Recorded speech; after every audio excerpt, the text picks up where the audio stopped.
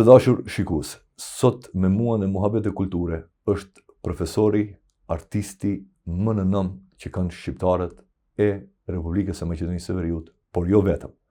Pra, artisti i madh Shkëlzen Bafqari. Zoti Bafqari, mirë se më erdhe. Faleminderit shumë, mirë se gjeta, faleminderit për ftesën. Faleminderit shumë për konsideratën. Shumë faleminderit për konsideratën. Ju jeni njëri ndër zërat më të veçuar, duke isha thënë, të muzikës serioze në skenën mbar shqiptare, që keni arrit të vlerësoheni me çmime ndërkombëtare në Rom, keni arritur të ekzekutoni performancat tuaja në sallat, nëse mund të them kështu, në institucionet më të rëndësishme, siç janë Filharmonia e Maqedonisë, e Kosovës, e Londrës, e Romës dhe gjithju. Dhe jeta juaj artistike ka filluar që në moshën 9 vjeçare. Ka mundësi të më plotësosh në këtë kontekst si filloi rrugtimi juaj, si u bët nga një gjalosh i rëndomt, më thojza më falë shprehje kështu, tetovar, dhe arritet të kapni majat e suksesit të muzikës serioze. Po atëherë, do të thonë atë kohë kur unë fillova, tash fillojnë fëmijët prej moshën 6 vjeçare. Regjistrojnë shkollë muzikës moshën 6 vjeçare. Unë ju them për herë se keni fat. I kam edhe nxënës në shkollë muzikës. Ju them keni fat se keni filluar me kohë. Ju tash kur dini ma t'i bini pianos, unë atëherë kam filluar t'i mësoj notat e para në piano. Kanë 2 ose 3 vite kanë më shumë, kanë mësojnë më gjatë se sa ne më përpara, atëherë ka qenë ashtu. Me thonë, unë fillova në moshën 9 vjeçare, profesoresha e parë, Simona, në shkollë muzikës, këtu në Tetov, si të me vërejti talentin tim, me njëherë, në vitin e parë, vitin e dytë të shkollës fillore, me njëherë më dha program shumë më serios dhe tha do shkojmë nga Gara Republikane. Pre aty fillova pak më shumë të dëgjoj muzikë klasike, filloj shumë të hyjnë qejf muzika klasike, u dashurova në muzikën klasike edhe pas garave në Rom, kam qenë atër 12 vjeçar, pas garave në Rom, në propozun profesorët në Shkup që janë Boris edhe Ljudmila Romanov, janë nga Rusia, nga Moska, edhe, më thonë, prej moshën 12 vjeçare, kam qenë i përcaktum vetëm në piano. Në ekzekutimin e pianos. Është interesant rrugtimi juaj, pra. Ju keni diplomuar dhe studimet postdiplomike keni marrë me vlerësimin më të madh. Nëse mund ta theksoj fiks cum laude, që nuk kupton përveç notës 10 edhe një vlerësim superior nga ana e mentorëve dhe profesorëve tuaj. Kjo normal që shton peshën e vlerësimit për punën tuaj, por mbi gjitha ju jeni profesor edhe në shkollën e mesme të muzikës, por edhe në Universitetin e Tetovës. A e ndihmon realisht shkolla e mesme e muzikës ngritjen e kapaciteteve dhe gjithësisht edhe krijimin e një gjenerate më të konsoliduar e cila pastaj vjen dhe vazhdon studimet në Universitetin e Tetovës. Po, shkolla mesme patjetër bile mendoj se edhe shkolla më thon baza është shkolla fillore. Baza është shkolla fillore. Nëse don të jesh instrumentist, nëse nuk ke filluar prej moshës shumë të re, 9 vjeçare, 10 vjeçare maksimum, nuk mundesh të vazhdosh në fakultet muzikës për interpretues. Ndërsa këngëtarët kanë një rregull tjetër, ato duhet të presin të vupiqet zari, por mandej të fillojnë të këndojnë, ato munden edhe këngëtarët munden edhe prej moshës, solo këngëtarët edhe prej moshës 18 vjeçare. Kurse pianist është si punë e sportit, nëse nuk bësh është si punë e sportit, ka akrobacionet dorës, duhet shkojnë shumë vite pikës pari të u liru si pra, në kontekst praktik, pra duhet shumë të ushtrohet edhe përdorimi duarve gishtave. Nuk guxon ta lësh asnjë ditë punën, se vërehet me një herë, shtrëngohen durët. Pra, përveç kontekstit intelektual në kuptimin dhe perceptimin e muzikës serioze dhe leximit të notave dhe asaj, pra edhe duhet edhe teknikisht një interpretues teknika është shumë rëndësishëm veçanërisht në instrumentin e pianos, se kërkon edhe forcë, kërkon jenë në sallë, për shembull ke koncert në sallë të madhe, edhe piano nuk ka zërim. Piano nuk ka, instrumentet klasike zakonisht preferohen pa zërim se ja ndryshon, është instrument akustik edhe i ndryshohet tingulli, po. Me thënë nuk e di sa me qenë kualitativ zërimi, nuk është ajo. Nuk është tingulli i njëjtë, po. Edhe kur jeti në sallat ndaj, për shembull me filharmoni, me orkestra, i ke 100 instrumentist tjerë edhe ti je solist me orkestër, duhet ta mbulosh komplet orkestrën, kërkon tepër forcë. Ajo forca arrihet nuk bëhet me një, arrihet me shumë vite punë. To detajet të cilët i shpjeguat ju profesor, edhe për mua kanë qenë të panjohura më herët, edhe pse kam qejf që di nga të gjitha mediumet e artit ka pak, por ja që edhe unë u befasova për besoj edhe. Kurse ka instrumente, për shembull violina, viola, instrumentet këto hardcore, aty varet shumë edhe nga instrumenti. Për çat ka instrumente që kushtojnë shumë të mëdha. 10.000 euro, ka instrumente që kushtojnë 1 milion euro, 2 milion euro. Një herë para disa viteve një violoncelist gjerman kishte koncert në Filharmoninë e Maqedonisë, violoncelu i kushtoi ke 2.500.000 euro. 2.500.000 euro. Vërehet më një nga tingulli. E mbush komplet sallën.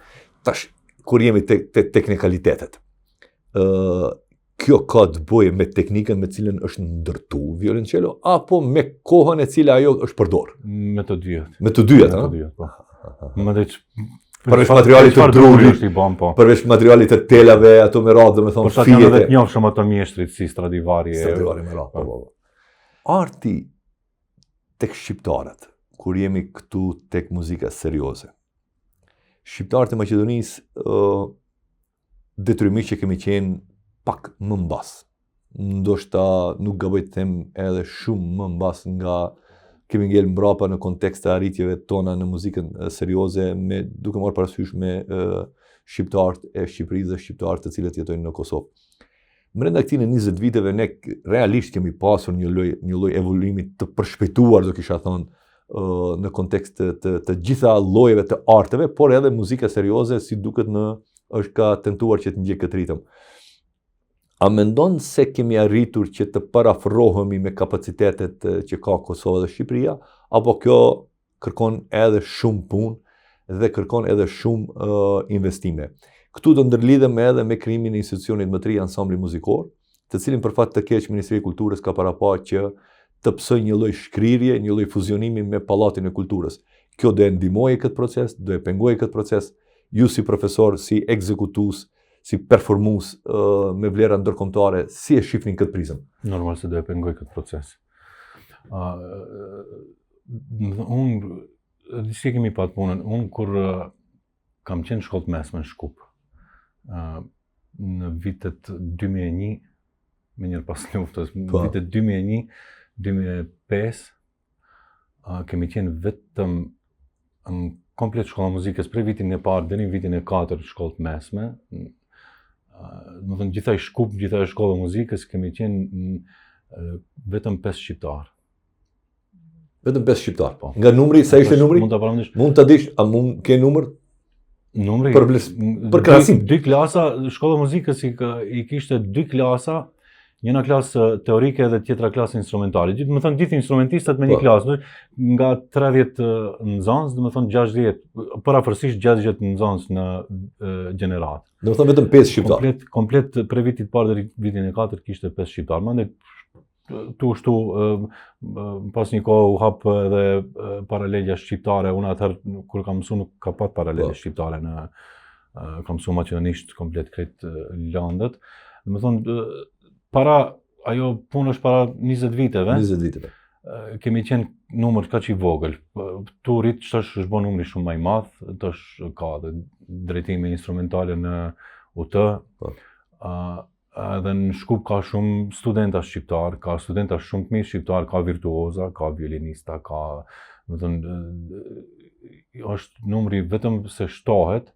Edhe ne, se kemi bërë bashkë këtë punën e institucionit, ansamblit, edhe e kemi qelë bashkë, është marrë iniciativa bashkë për qatë punë, që të zhvillohet edhe më shumë kultura, muzika shqiptare në vend, edhe tash nuk e di çka do të bëhet me të vërtet nuk e di se çka e pret ansamblin tash. Tash ka dy rrugë mu mendoj për ansamblin muzikor. Një të degradohet dhe të krijohet në kontekst asaj të lihet si një sektor i parëndësishëm në kuadër të pallatit të kulturës. Ashtu i biesh tepër vlera. Dhe ajo nuk e ka të vlerë, bëhet si shoqëri kulturore artistike.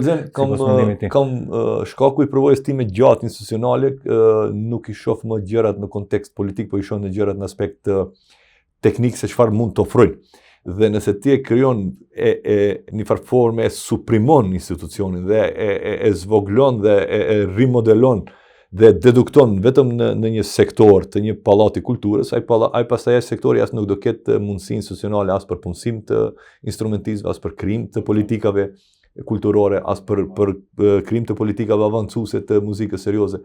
Dhe në një farë forme gradualisht ti ja le kohës që ta shuaj pra dhe ta dëmtoj pa mas, pra. Këtu është janë të parapa me orkestër simfonik, ashtu edhe zvoglohet edhe orkestër, bëhet një orkestër kamertale dhe u kry puna. Pastaj ngelen baleti, pastaj ngelen jazzi, pastaj kori, muzika popullarizuar, pra gjithçka shkon në fshirje sipër.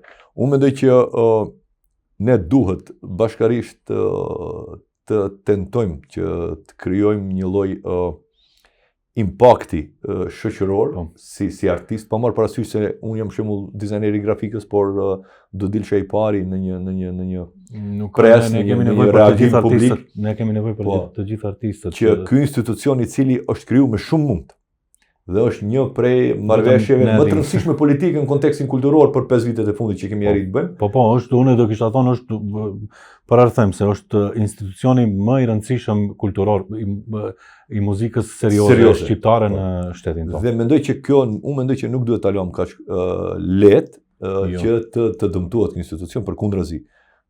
Pa marrë parasysh kush çfarë kontribuon në të kaluarën, tash është momenti që të gjithë kontribuojnë. Që ky institucion të ngele dhe të zhvillohet dhe të rritet sa më shumë. Dhe është shumë i rëndësishëm edhe pse ne kemi fakultet muzikës në Tetuan. Po, mendoj që kjo është absurditet. Po, oksimoron situatës, ti ke fakultet të muzikës dhe nuk ke institucion. Fakultet muzikës do të ketë një farë orkestre, institucion të muzikës serioze. Është e patjetërsueshme.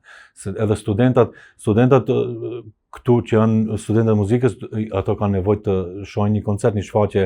Për të zhvilluar.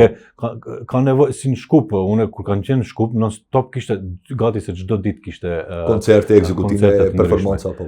Ose opera, ose filharmonia, ose koncerte solistike, koncerte kamertale.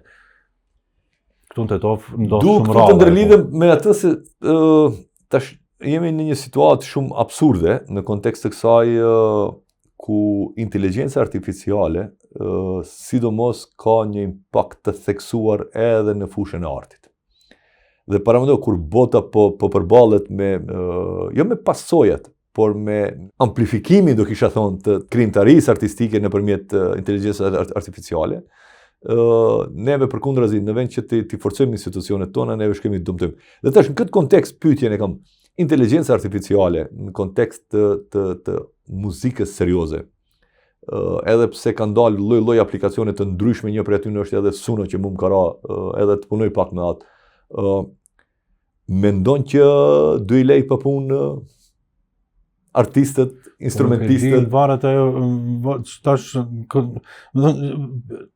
për një gjë të jemi të sigurt për herë se shpirtin që mund t'ja jep një njeri muzikës ose çfarëdo lloj arti nuk mundet inteligjenca artificiale t'ja jep asnjëherë, do të thonë, është vetëm se unë dëgjoj disa këngë, disa kompozime me të vërtet janë do të thonë. Unë provova disa poezi. Varet edhe nga se tash për shembull kompozitorët e ri më shumë kanë edhe punë me teatrët, me muzikat filmave. Po. Por prap edin si për këto filmat mëdhenj botror, për herë kërkohen orkestra profesionale. Orkestra profesionale, do të thonë, kërkohet orkestra live. Nuk është tingulli është ndryshe kur është orkestra live edhe kur është orkestra me E kam kompjuter. një pyetje konkrete. Nëse inteligjenca artificiale do kompozonte një si quhet numer profesionale, kështu në gjuhën profesionale? Vepër i thonë. Vepër. Po. Ju de ekzekutonit me dëshirat? Po do e kisha provu normal. Dhe kishte Po, provu. po. Mendon që është edhe diçka tjetër se që në muzikantët me interpretuesit e dim. A disa interesant është ka kompozitor, për shembull, Tazom Camille Saint-Saëns, është kompozitor shumë i mirë, shumë i njohshëm francez. Mirë po ka vepra për piano, nuk ka qenë pianist vet. Edhe vërehet kur pianisti kur e mëson veprën kur e lun vërehet se nuk ka qenë pianist se ka vështirësi. Nuk e din, më thon, nëse shkruan për piano do të jesh pianist ose nëse lun veprat që ka shkruajt kompozitori që ka qenë pianist, është shumë më lehtë se ai e ka rregulluar për dorën, e ka bërë përshtatshme për dorën veprën.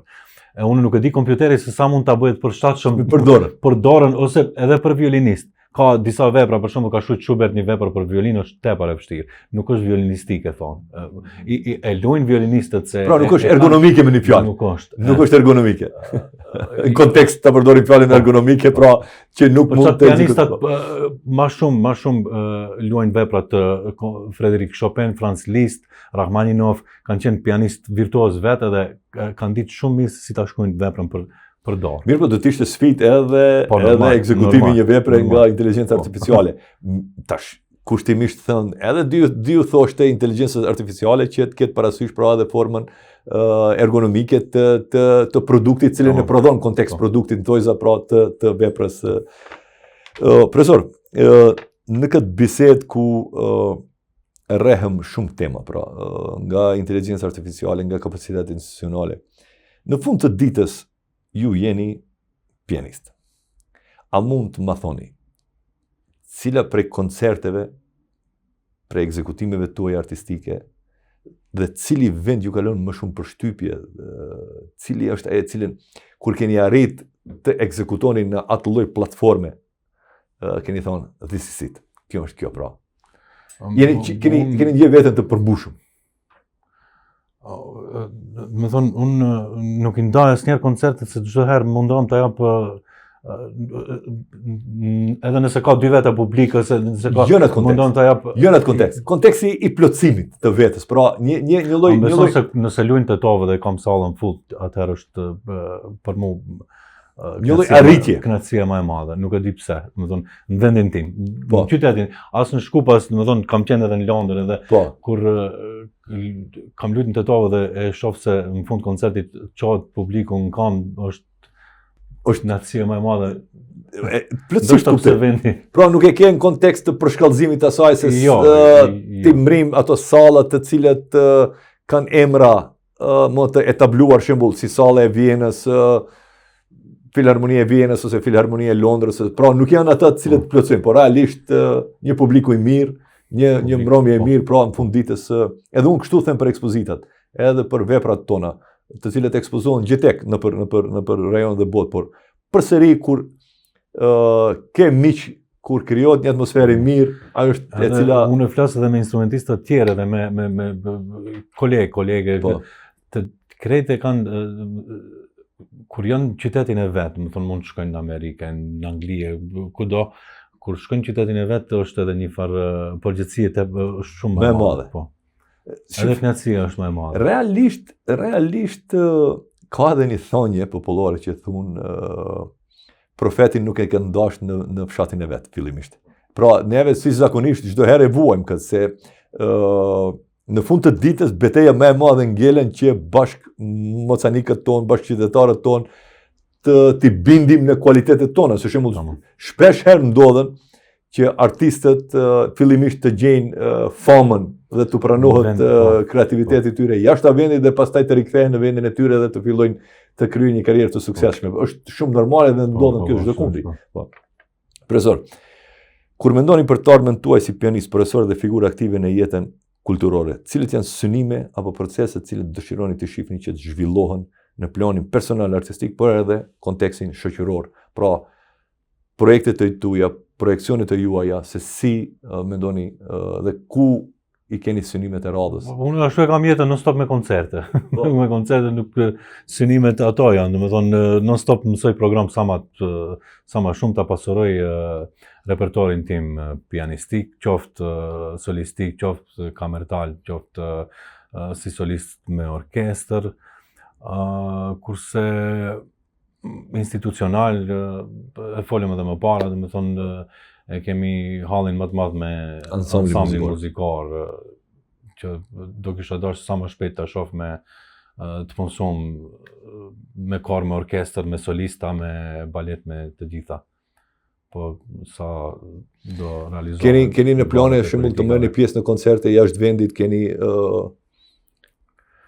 shembull keni pas ekzekutimin e fundit me pianistin me famë botërore Simon Trpçevskin. E keni pas edhe te Simoni e kam kryer edhe magjistraturën, se jemi miq, kemi mësuar te njëjti profesor te Boris Romanov, mandej kemi ngel miq, jemi ende miq të mirë, edhe kur ka zakonisht kur bën koncerte këtu, kur i duhet pianist më thirrën mua. Keni plane të përbashkëta, keni plane individuale që do dilni jashtë shtetit për ekzekutime të performancës juaj? Folëm tash një ditë, tha, ndoshta do thiri për diçka për një koncert, por nuk kemi folë ende, sa ajo është non-stop në për koncerte të ndryshme në për botë. Mandej me tenorin Ismet Veseli kemi në New York këtë vit koncert. E pak punë ju duket kjo, sa modest jeni. Ju një pyesa keni jashtë në New York, aty di thjesht me dalë me pini kafe me majt Ismet Veseli tenorin.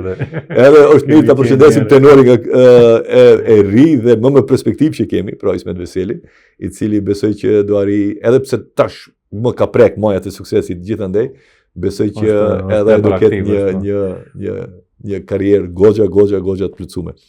Profesor, unë të falenderoj për kohën. Falenderoj për bashkëbisedimin e sinqert dhe shumë modest nga ana yte, po njerëzit e mëdhej modestinë kanë. Dhe shpresoj që të takohemi në bisedat e radhës, në sukseset e radhës të përbashkëta të artit shqiptar, dhe jo vetëm, këtu në Maqedoni dhe në Shqipëri e Kosovë dhe gjithë GTU, dhe të uroj suksese, shëndet dhe u pafshmi, si thonë ato, për të mira. Faleminderit shumë. Të dashur shikues të podcastit Mohabet e Kulturës dhe ju ndjekës të portalit Almak Press, deri në takimin e radhës, miru, pafshim.